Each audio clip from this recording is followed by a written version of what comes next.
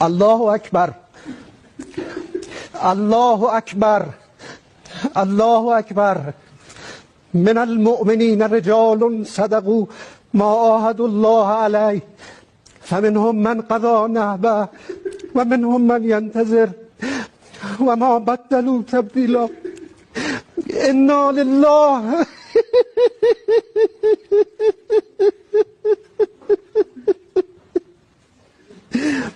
انا لله و انا الیه راجعون.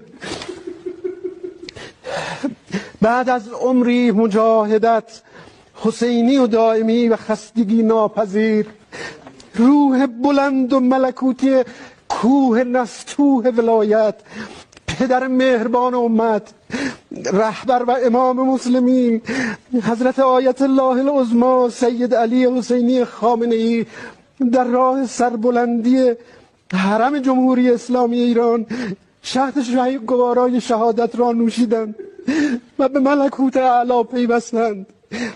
خدای بزرگ، خدای بزرگ و شکست ناپذیر با ملت حماسه ساز و تاریخ ساز ایران است تا عهدی که با امام خود بستند تا سرانجام ظهور پیش برند.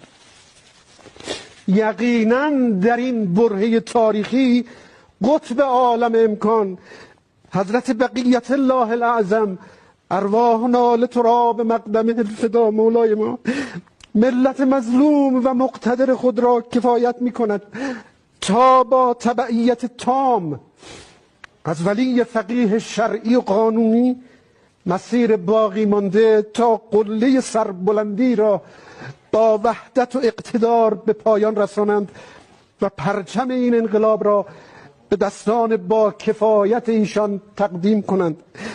به روح بلند امام راحل و خلف صالحش، قائد اعظم، شهید و عظیم الشأن حضرت آیت الله العظمی امام خمینی، حضرت آیت الله العظمی امام خامنه‌ای درود می‌فرستیم.